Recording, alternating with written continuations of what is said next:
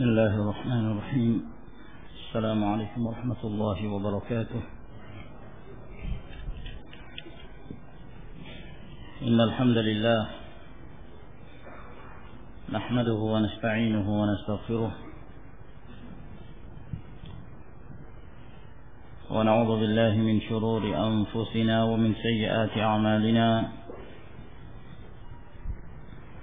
من يهده الله فلا مضل له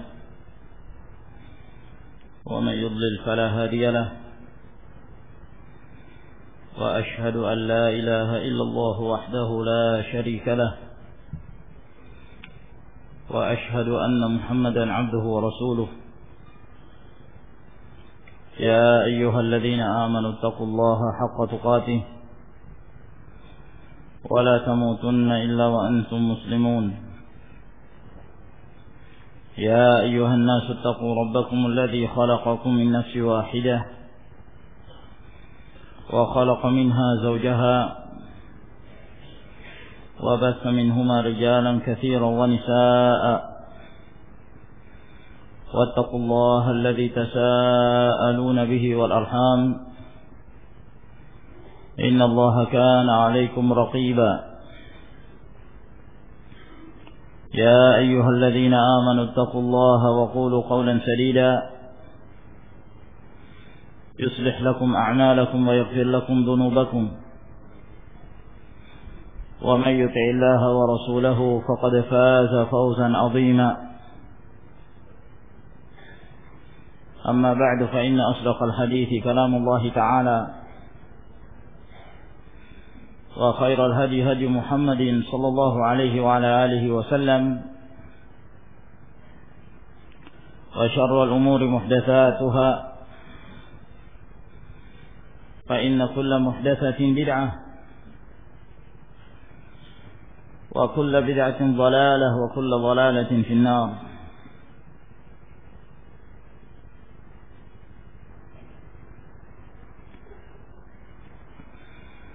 Ma'asyiral muslimin rahimakumullah. Alhamdulillah, kembali kita berkumpul dalam pengajian Sahihul Imam Al-Bukhari rahimahullahu ta'ala pada setiap malam Kamis ini. Dan kita masih dalam pembahasan tentang Kitabul Ilm. Dan pada pertemuan yang terakhir kita telah menyebutkan hadis Abu Juhaifah Abdullah bin Wahb As-Suwa'i yang meriwayatkan dari Ali bin Abi Thalib radhiyallahu ta'ala anhu dalam bab Kitabatul Ilm, menulis ilmu, anjuran untuk menulis ilmu dan memeliharanya. Dan ini merupakan perkara yang ma'ruf dan masyhur di kalangan para ulama salaf semenjak zaman para sahabat Nabi ridwanullahi alaihim ajma'in. Mereka yang diberikan kemampuan untuk menulis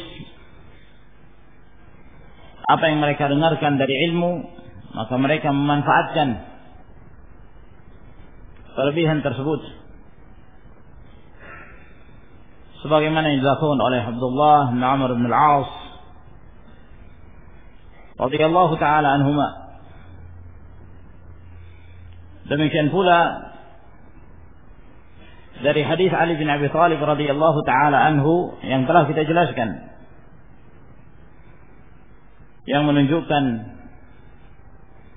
pentingnya menjaga ilmu, memelihara ilmu dengan menulisnya. Dan Allah Subhanahu wa ta'ala memberikan kenikmatan kepada mereka yang mendengarkan hadis, mendengarkan ilmu, lalu kemudian dia berusaha untuk menjaganya. Sehingga hadis ini, ma'asyiral muslimin rahimakumullah, hendaknya selalu memberikan dorongan kepada kita sekalian untuk semangat dalam belajar dan dalam memelihara ilmu. Apakah dengan hafalan ataukah dengan tulisan? Kemudian kita lanjutkan ke hadis yang berikutnya, masih dalam bab yang sama, yang menjelaskan tentang dianjurkannya menulis ilmu. Berkata Al-Imam Abu Abdullah Muhammad ibn Ismail ibn Ibrahim ibn al-Mughirah ibn Bardizbah Al-Ju'fi maulahum al-Bukhari rahimahullahu ta'ala, haddatsana Abu Nu'aim Al-Fadl bin Dukain. Abu Nu'aim Al-Fadl bin Dukain Al-Mulai, dan beliau berasal dari Kufah.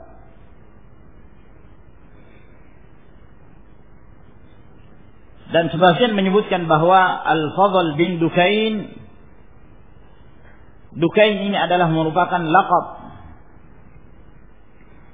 dari ayahnya. Adapun nama ayahnya adalah Amr. Dan beliau salah seorang perawi yang sangat thiqah, hafiz, yang menghafal hadis-hadis yang beliau riwayatkan. Rahimahullah ta'ala. Qala haddatsana Syaiban. Telah memberitakan kepada kami Syaiban. Yang dimaksud Syaiban di sini adalah Syaiban Ibn Abdurrahman Abu Muawiyah An-Nahwi.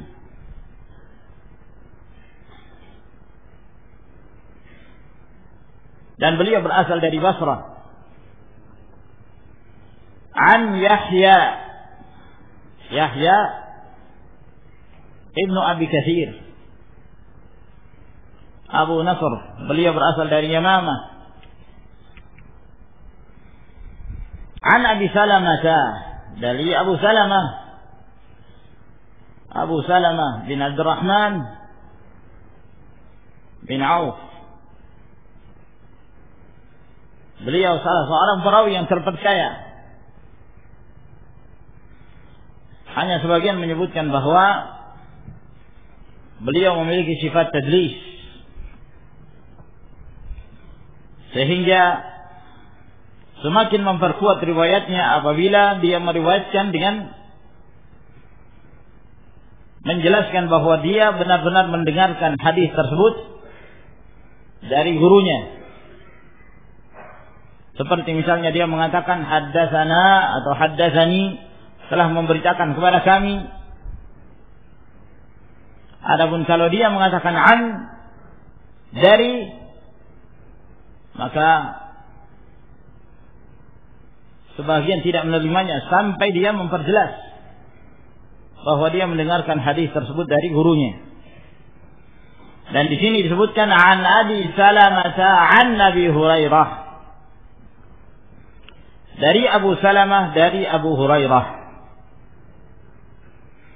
Disebutkan dalam bentuk an, dari. Namun dalam riwayat yang lain yang disebutkan oleh Imam Al-Bukhari rahimahullah ta'ala, riwayat ini dalam sahihnya, tapi dalam pembahasan tentang diyat, ad-diyat, maka dalam riwayat tersebut disebutkan bahwa Abu Salamah mengatakan haddatsana Abu Hurairah,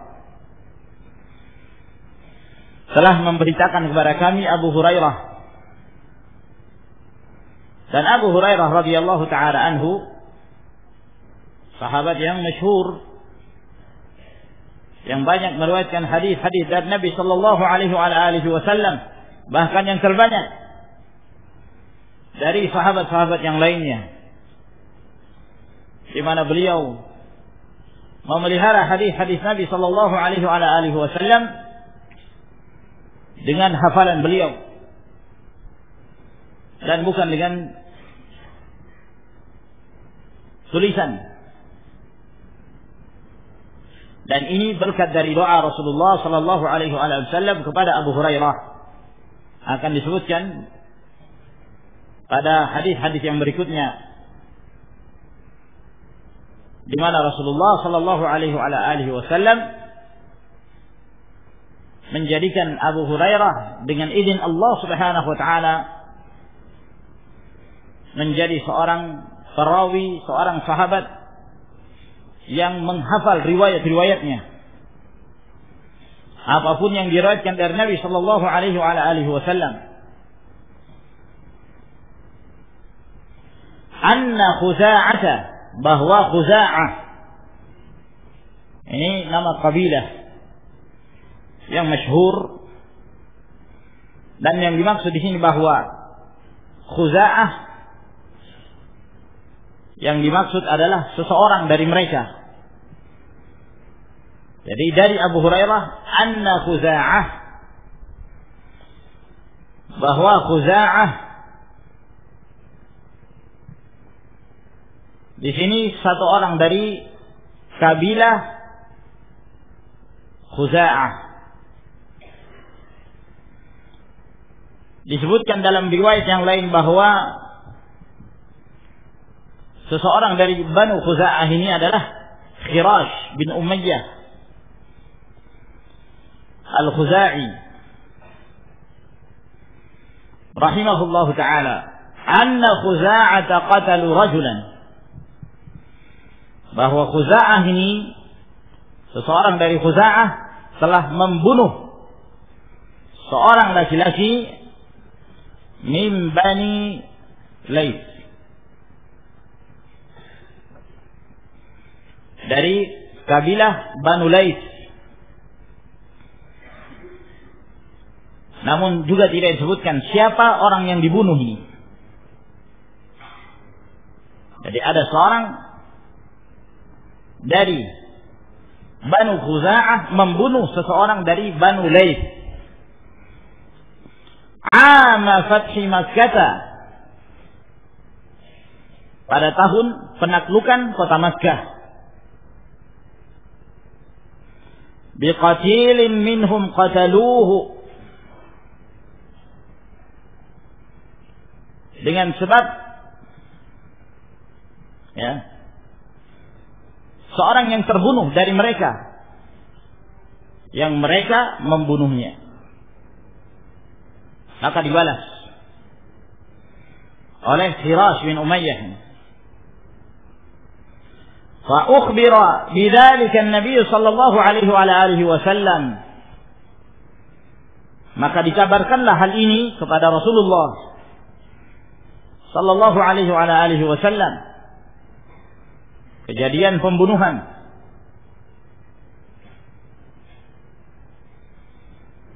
Naam. Farakiba rahilatahu, maka dia pun menaiki kendaraannya, yang biasanya kendaraan beliau sallallahu alaihi wasallam adalah seekor unta. Jadi di sini ada pembalasan dendam. Banu Khuza'ah membunuh seseorang dari Banu Laits disebabkan karena dari Banu Laits juga pernah membunuh seseorang dari Banu Khuza'ah pada zaman jahiliyah, lalu dibalas pada saat penaklukan kota Makkah. pembalasan dendam. Maka Rasulullah sallallahu alaihi wasallam beliau pun berangkat untuk memberikan nasihat kepada mereka. Sebab kota Makkah telah ditaklukkan.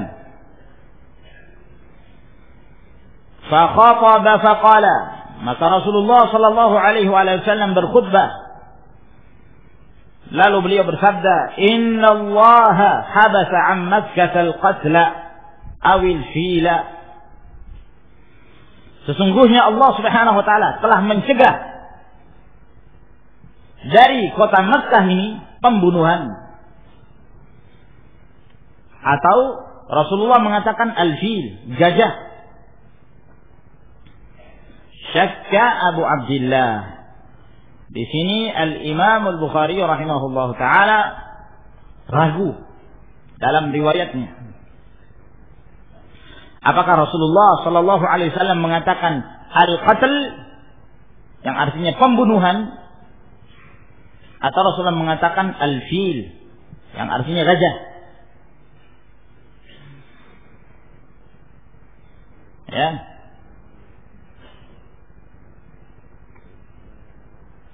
Namun yang lainnya dalam riwayat yang lain menyebutkan al-fil tanpa ada keraguan. Tanpa ada keraguan. Allah Subhanahu wa taala mencegah, melarang dari Mekah itu pembunuhan. Yang satu riwayat atau beliau mengatakan al-fil. Allah mencegah dari Mekah gajah, maksudnya pasukan gajah.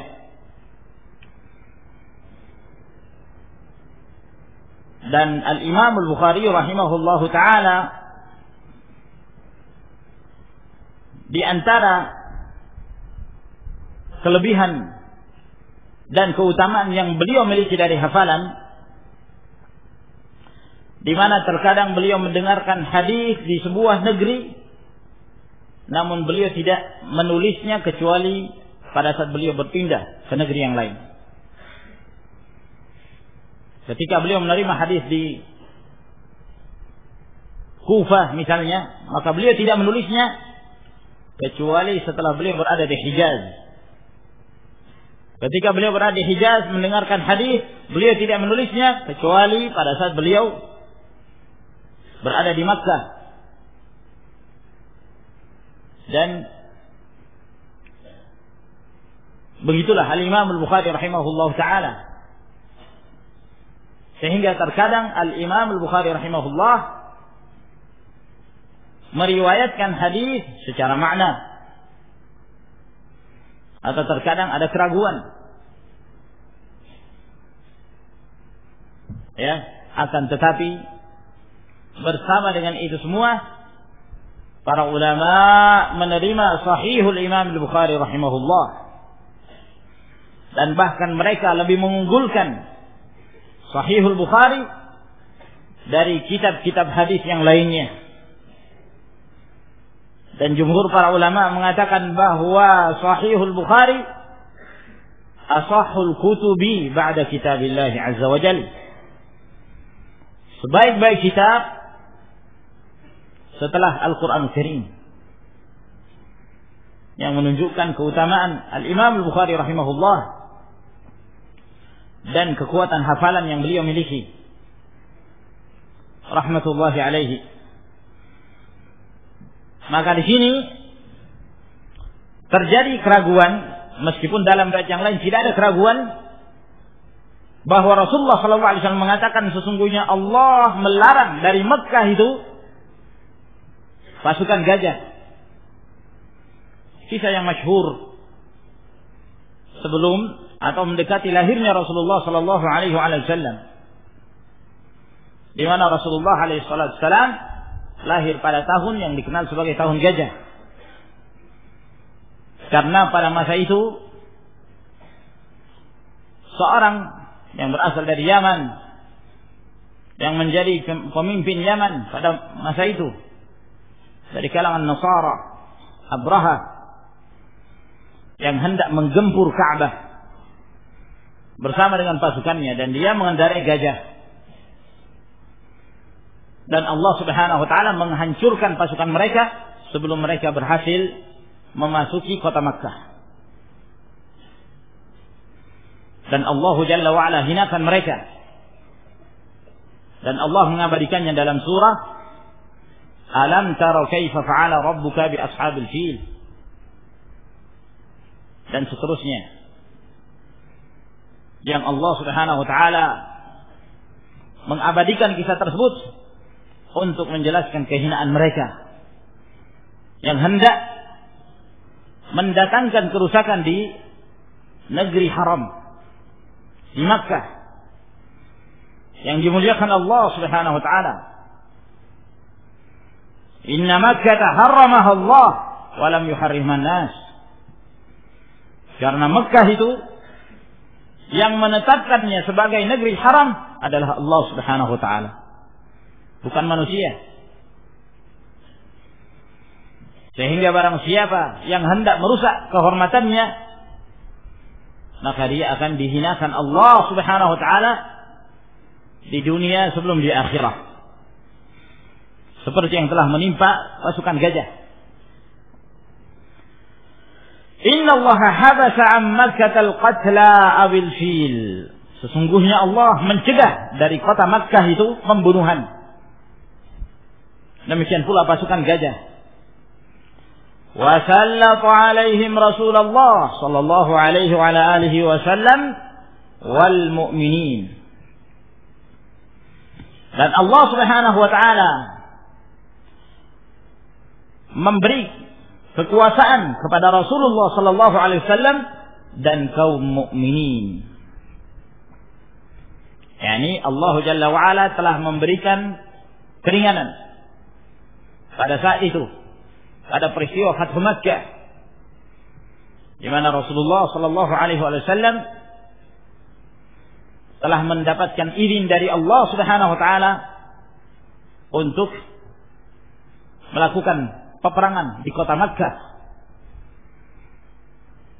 Dan Allah Jalla wa Ala mengizinkan Rasulullah sallallahu alaihi wasallam dan kepada kaum mukminin secara khusus yang ada pada masa itu, yang bersama Rasulullah sallallahu alaihi wasallam.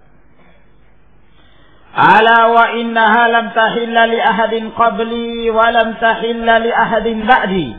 Ketahuilah, sesungguhnya tidak dihalalkan bagi seseorang sebelumku dan tidak dihalalkan bagi siapapun setelahku. Jadi Makkah tetap menjadi negeri haram. Tidak pernah dihalalkan oleh Allah Subhanahu wa taala kepada siapapun sebelum Rasulullah sallallahu alaihi wasallam.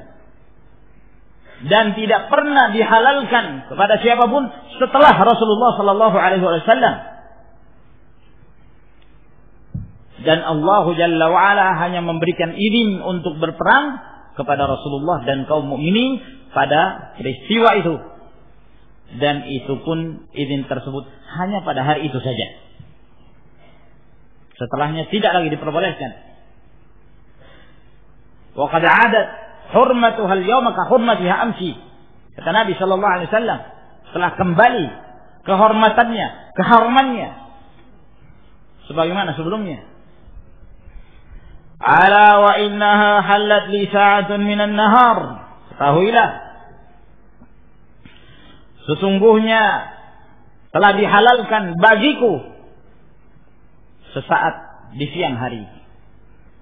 Jadi kesempatan untuk berperang yang merupakan keringanan dari Allah Subhanahu wa taala hanya pada hari itu saja. Setelah itu tidak lagi diperbolehkan. Nah, ala wa innaha sa'ati hadhihi haram. Dan ketahuilah, sesungguhnya waktuku sekarang ini sudah menjadi haram kembali. Yaitu pada saat Rasulullah sallallahu alaihi wasallam berkhutbah. Waktuku ini, saat ini sekarang telah haram. Dan Rasulullah SAW berkhutbah ini untuk menjelaskan kepada kaum muslimin bahwa tidak diperbolehkan ada pertempuran, tidak diperbolehkan ada pertumpahan darah. Sebagai teguran terhadap seseorang dari Khuza'ah yang membunuh seorang dari Banu Sulaim, Banu Laith. Nah, la yuqtala syaukuha, maka tidak boleh dipotong duri. Duri ada yang tumbuh dari pepohonan yang berduri, durinya tidak boleh dipotong. Wala yu'badu syajaruha, dan tidak boleh pula dipangkas pohonnya. Wala tultaqatu saqitatuha illa limunshid, dan tidak boleh barang yang jatuh, barang temuan diambil, dijadikan sebagai luqatah, jadikan sebagai barang temuan, kecuali bagi munsyid.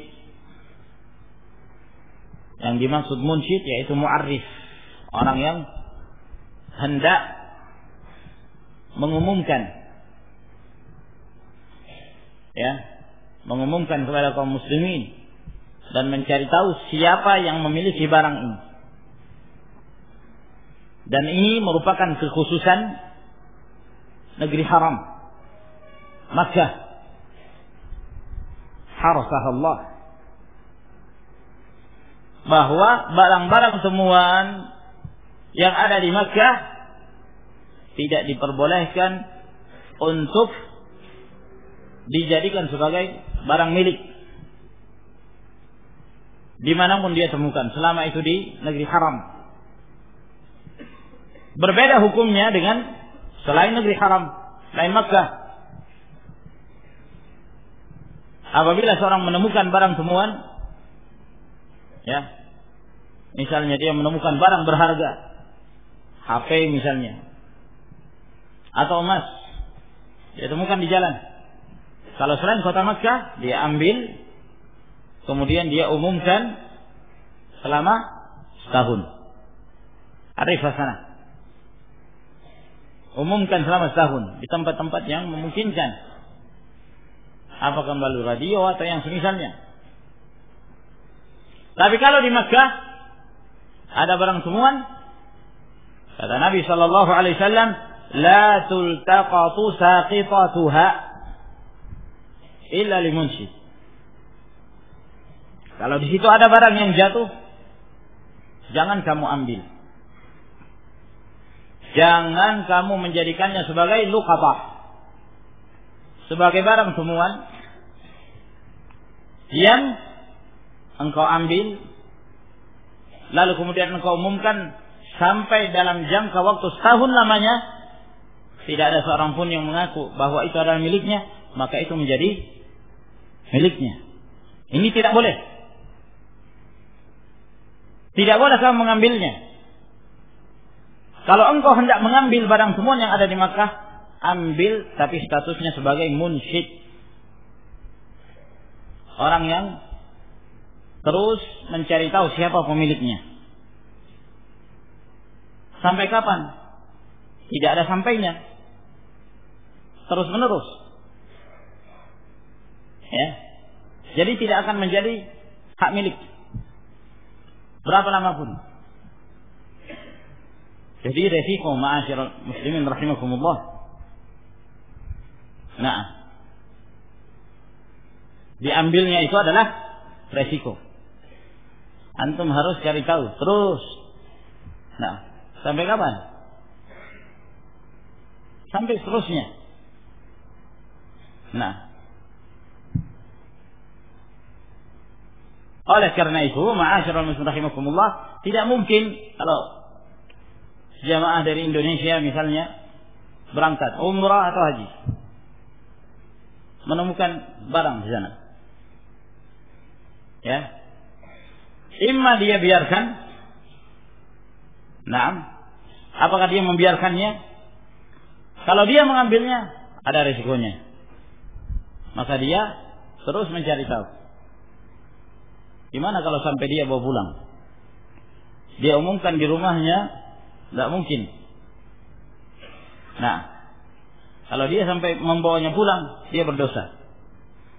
Karena tidak diperbolehkan untuk dijadikan sebagai hak milik. Nah, lalu apa solusinya? Kadang-kadang seorang serba salah. Ya. Misalnya seorang mendapatkan saqitah. Ada barang yang jatuh. Alhamdulillah, antum ketika menemukan itu, na'am, alhamdulillah, punya niat yang baik, ya, dan jujur. Ini kalau tidak diambil, maka mungkin yang akan mengambilnya adalah orang-orang yang tidak punya sifat jujur, sehingga justru akan menimbulkan kemudaratan. Nah, kalau mungkin orang-orang yang ada di sekitar kita semuanya baik, masya Allah, biarkan aja sudah sampai datang orangnya yang mengambilnya sendiri. Tapi wallahu a'lam. Nah, jangan sampai dibiarkan begitu, justru yang mengambilnya orang-orang yang lemah imannya, lalu dijadikan sebagai hak milik. Oleh karena itu para ulama menasihatkan bahwa dalam kondisi seperti ini, ya, apabila seorang menemukan barang temuan, ada barang yang jatuh, dia ambil lalu dia serahkan kepada pemerintah Arab Saudi yang bertugas dalam hal ini, ya, dalam hal mengumumkan atau yang semisalnya barang-barang yang hilang diserahkan. Ya, biasanya ada badan khusus yang menangani masalah tersebut. Ambil kemudian serahkan kepadanya, karena tidak akan mungkin jadi hak milik. Dan yang demikian lebih aman insyaallah taala daripada kalau dibiarkan. Mungkin seorang orang yang memilikinya itu sangat membutuhkan dan dia terus berusaha untuk mencari, jangan sampai jatuh ke tangan orang yang dhaiful iman, yang lemah imannya, lalu kemudian dia mengambilnya la yakhafullah azza wajal, dalam keadaan dia tidak takut kepada Allah subhanahu wa ta'ala. Sehingga ma'asyarul muslimin rahimakumullah, tidak diperbolehkan jadikan sebagai hak milik. Kalaupun diambil maka statusnya sebagai munsyid, orang yang terus mencari tahu siapa pemiliknya, sehingga jalan keluarnya adalah dia mengambilnya lalu dia serahkan kepada yang bertanggung jawab, yang berusaha untuk mencari tahu pemilik barang tersebut yang amanah. Faman qutila fahuwa bi khairin nadharain, maka barang siapa yang terbunuh. Nah, sekarang setelah Rasulullah sallallahu alaihi wasallam menjelaskan tentang diharamkannya membunuh seorang yang ada di negeri haram, ya. Namun apabila itu telah terjadi, bagaimana hukumnya? Syekh Muhammad bin Shalih Al-Utsaimin rahimahullahu taala, beliau merinci permasalahan ini, bahwa seseorang yang tidak diperbolehkan untuk ditumpahkan darahnya ketika berada di negeri haram, di Makkah, pada saat orang tersebut berbuat kejahatan di luar negeri haram, lalu dia memasuki negeri haram untuk berlindung diri, maka ini yang tidak diperbolehkan, ditumpahkan darahnya, karena dia berlindung diri ke negeri haram.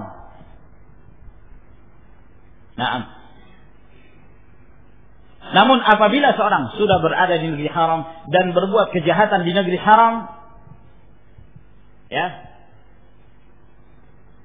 maka diperbolehkan untuk dibunuh. Dia berada di negeri haram, lalu kemudian dia murtad di negeri haram yang menyebabkan darahnya halal, maka boleh. termasuk pula pada saat mereka hendak merusak negeri haram. Oleh karena itu Allah Subhanahu wa taala berfirman, "Fa in qataluukum faqtuluhum." Apabila mereka memerangi kalian di negeri haram, bunuh mereka. Menunjukkan bolehnya apabila mereka merusak di negeri haram tersebut. Nah,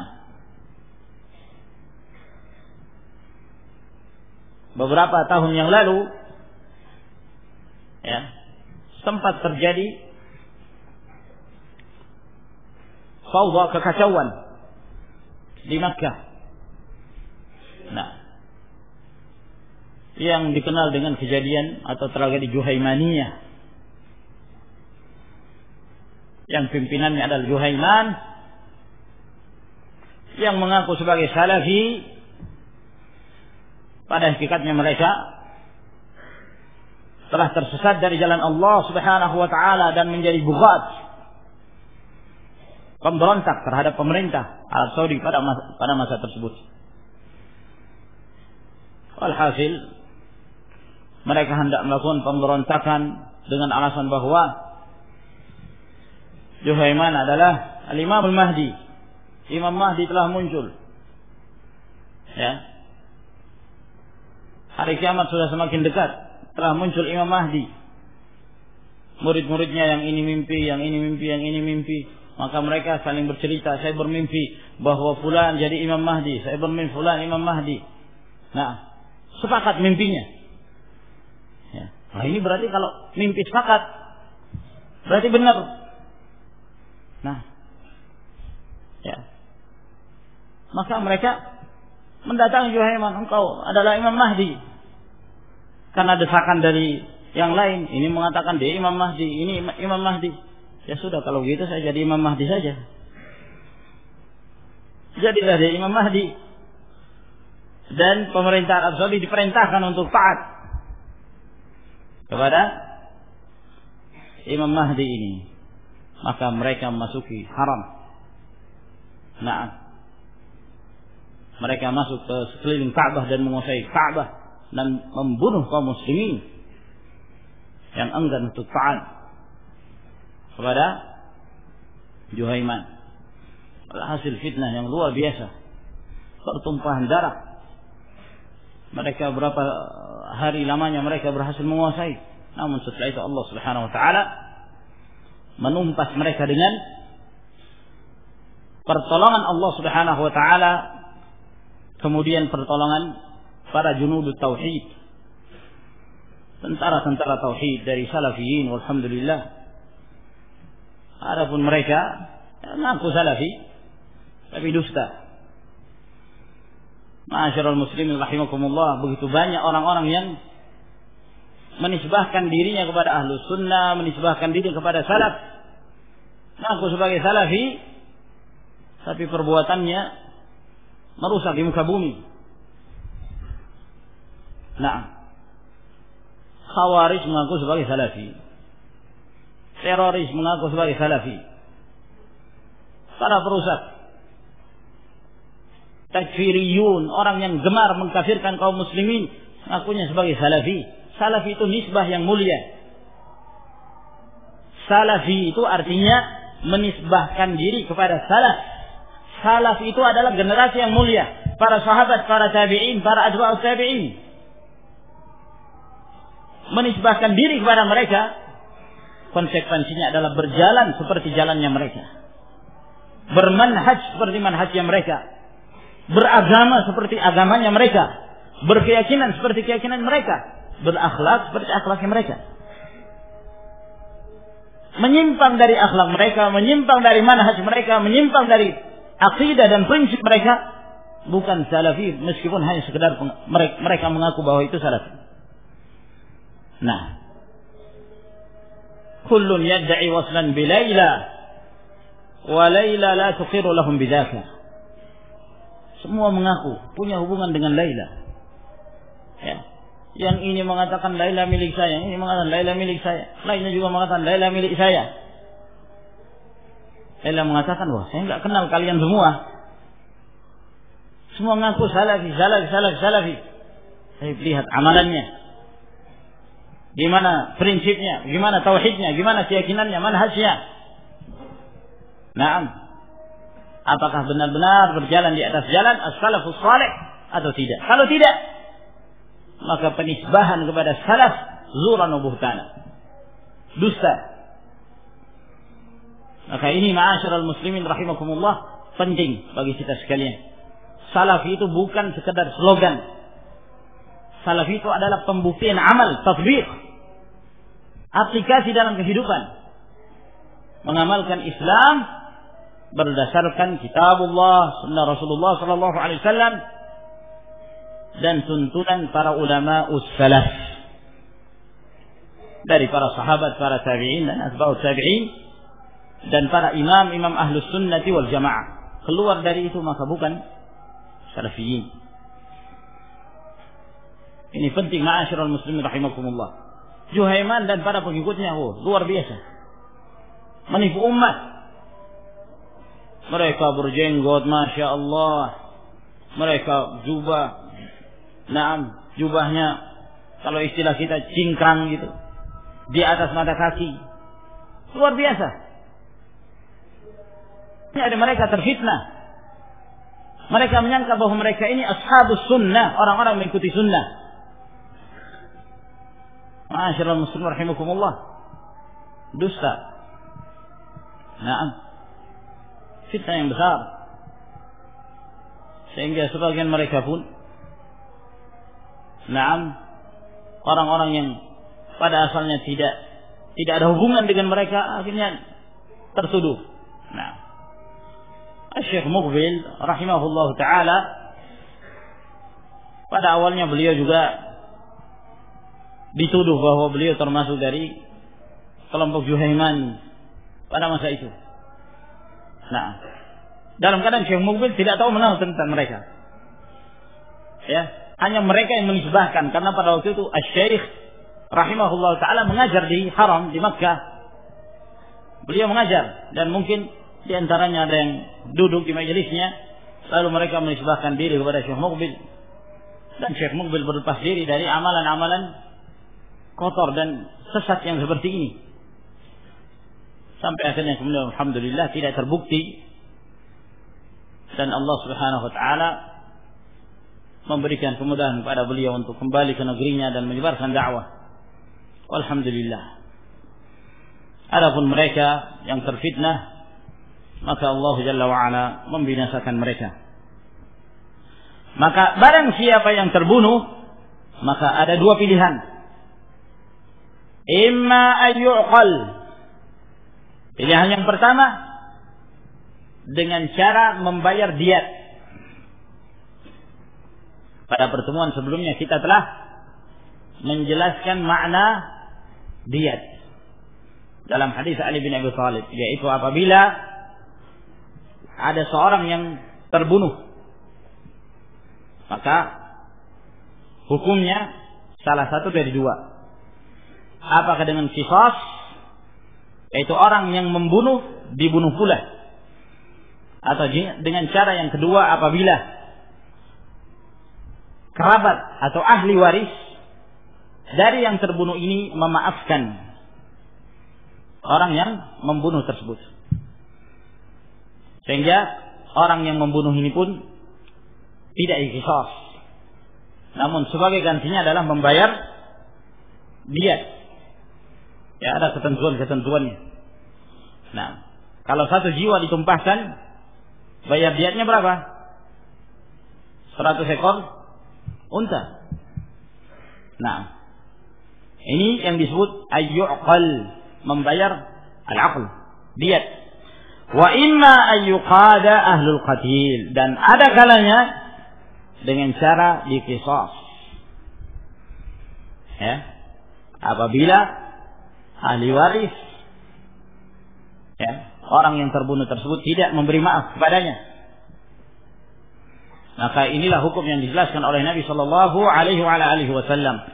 Faja'a rajulun min ahli al-Yaman faqala, maka ketika Rasulullah sallallahu alaihi wasallam berkhutbah dan beliau menyampaikan hukum-hukum ini, ada seorang laki-laki dari penduduk Yaman, beliau datang. Lalu kemudian beliau berkata kepada Rasulullah sallallahu alaihi wasallam, "Uktub li ya Rasulullah." Tulislah apa yang kau sebutkan ini untuk wahai Rasulullah. Ini maksudnya orang ini yang dari Yaman, yang disebutkan dalam riwayat yang lain bahwa beliau bernama Abu Syah. Abu Syah. Ya. Dengan hak Syahin, Abu Syah, bukan Abu Syatin. Ya. Abu Syah. Uktub li ya Rasulullah. Tulislah untuk wahai Rasulullah. Nah, faqala, maka Rasulullah sallallahu alaihi wasallam mengatakan, "Uktubu li Abi Fulan." Tulislah untuk si Abu Fulan. Dalam rajamin, uktubu li Abi Syah. Tuliskan untuk Abu Syah. Nah, maka Rasulullah sallallahu alaihi wasallam memerintahkan salah seorang dari para sahabat untuk menuliskan apa yang telah beliau sampaikan untuk Abu Syah. Nah, maka di dalam hadis ini menunjukkan disyariatkannya menulis riwayat, menulis hadis yang didengarkan dari Rasulullah sallallahu alaihi wasallam, bahwa hukum-hukum yang dijelaskan oleh Nabi sallallahu alaihi wasallam merupakan wahyu dari Allah Subhanahu wa ta'ala. Barang siapa yang menulisnya, maka berarti dia telah menerima dan memelihara ilmu. Nah, Rasulullah anjurkan, uktubu, dan ini perintah, tuliskan untuk Abu Syah. Nah, Nabi sallallahu alaihi wasallam tentunya tidak bisa menulis, sehingga beliau memerintahkan pada para sahabat yang mengerti penulisan untuk menuliskan apa yang telah dinasihatkan oleh Nabi sallallahu alaihi wasallam kepada kaum muslimin. Faqala rajulun min Quraisy. Maka ada seorang laki-laki dari Quraisy berkata, beliau adalah Al-Abbas bin Abdul Muttalib. Jadi ketika Rasulullah sallallahu alaihi wasallam menjelaskan, ya, pohonnya tidak boleh dipangkas, durinya tidak boleh dicabut, ya, tumbuh-tumbuhan tidak boleh dipotong yang ada di negeri haram, maka Al-Abbas bin Abdul Muttalib mengatakan kepada Rasulullah sallallahu alaihi wasallam, "Illa al-idkhir ya Rasulullah." Kecuali tumbuhan idkhir wahai Rasulullah. Ya. Jadi al-idkhir ini adalah jenis rerumputan yang tumbuh, ya, di sekitar negeri haram dan di luar haram. Naam, yang dimanfaatkan apakah untuk rumah atau untuk campuran tanah pada saat menguburkan dan yang semisalnya. Kecuali rerumputan atau tumbuhan idkhir wahai Rasulullah, fa inna naj'aluhu fi buyutina wa quburina.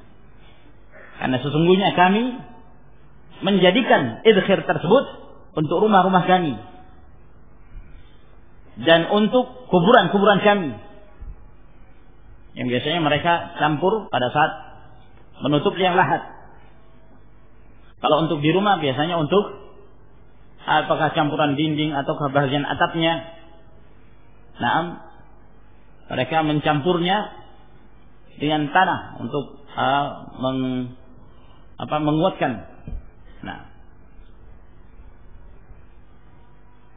apakah yang demikian boleh? Jadi mereka minta agar diberikan keringanan. Idkhir boleh untuk dipotong, boleh untuk dipangkas. Nah, karena ini adalah tumbuhan alami yang tumbuh begitu saja. Nah, dan itu yang dilarang oleh Nabi Sallallahu Alaihi Wasallam. Asal hukumnya dilarang. Tumbuhan yang tumbuh dengan sendirinya di negeri haram tidak diperbolehkan untuk dipotong, dicabut, naam, atau yang semisalnya. Adapun yang ditanam sendiri kemudian dipanen sendiri, maka ini tidak termasuk. Oleh karena itu mereka minta agar dikecualikan al-idkhir karena sangat dibutuhkan. Faqala Nabi sallallahu alaihi wasallam, maka Rasulullah sallallahu alaihi wasallam pun mengatakan illa al-idkhir, kecuali tumbuhan al-idkhir. Yani al-idkhir diperbolehkan dan ini satu-satunya tumbuhan yang dikecualikan oleh Nabi sallallahu alaihi wasallam yang boleh dipangkas. Ya, karena hajah, karena dibutuhkan oleh kaum muslimin. Adapun yang lainnya tidak ada pengecualian dari Rasulullah sallallahu alaihi wasallam yang asal hukumnya adalah tidak diperbolehkan dan diharamkan. Lalu berkata Abu Abdillah, maksudnya Imam Al-Bukhari rahimahullah, yuqadu bil qaf. Disebut yuqadu dengan qaf dari kata qabat, artinya qisas, ya. Faqila li Abi Abdillah ayyu syai'in kataba lahu. Lalu ditanya Abu Abdillah, apakah yang dituliskan untuk Abu Syah itu? Ketika Abu Syah minta, tuliskan aku wahai Rasulullah. Maka Rasulullah meminta kepada sebagian sahabatnya untuk menuliskan kepada Abu Syah. Maka beliau ditanya, apa yang ditulis? Qala, jawab al-Imam Al-Bukhari rahimahullah, kataba lahu hadhihi al-khutbah, menuliskan khutbah yang telah disampaikan oleh Rasulullah sallallahu alaihi wa ala alihi wasallam. Yang menjadi inti dari riwayat ini disebutkan oleh Imam Al-Bukhari untuk menguatkan pendapat yang mengatakan bahwa menulis ilmu merupakan sesuatu yang dianjurkan dan disyariatkan dan merupakan salah satu cara untuk memelihara ilmu. Oleh karena itu, ma'asyiral muslimin rahimakumullah, ketika Allah Subhanahu wa taala memberikan kepada kita kepandaian menulis, manfaatkan itu. Ya. Manfaatkan, itu adalah nikmat dari Allah Subhanahu wa taala. Bayangkan ketika kita menulis dalam satu majelis seperti ini, ada satu faedah, dua faedah, tiga faedah, sampai 5 faedah. Dalam satu majelis 5 faedah. Nah, kalau kita terus rutin mengikutinya, terus bertambah. Alhamdulillah. Yang dulu yang kita ngaji pada masa yang dulu, pada tahun-tahun sebelumnya, masih bisa kita murajaah kembali, membuka kembali lembaran-lembaran yang dahulu yang telah kita tulis. Itu akan teringat kembali. Oh, dulu saya mendapatkan faedah. Nah, dan ini sangat berharga sekali, sangat penting untuk diri kita, demikian pula untuk yang lainnya. Nah, selama Allah berikan pada kita kemampuan pendengaran, kemampuan penglihatan untuk melihat, kemudian kita diberikan kemampuan untuk menulis, ya. Apalagi kalau seorang diberi kemampuan cepat menulis, ini keutamaan, ya, keutamaan. Termasuk di antara yang dianjurkan oleh para ulama salaf untuk bertindak cepat dalam 3 hal. Apa itu? Menulis, kemudian berjalan, kemudian makan. Nah, makan nggak perlu terlalu lama. Nah, makan, jalan, dan menulis. Menulis termasuk dianjurkan seorang agar dia mampu dengan cepat mengambil faedah. Apalagi kalau kita mendengarkan dari sebagian ustaz yang bahasanya lebih cepat, ya, itu membutuhkan kecepatan. Ini ma'asyiral muslimin rahimakumullah. Saya kira sampai di sini insyaallah yang kita jelaskan, semoga Allah Jalla wa Ala memberi manfaat dan tambahan ilmu kepada kita sekalian. Wa akhiru da'wana alhamdulillahi rabbil alamin. Assalamualaikum warahmatullahi wabarakatuh.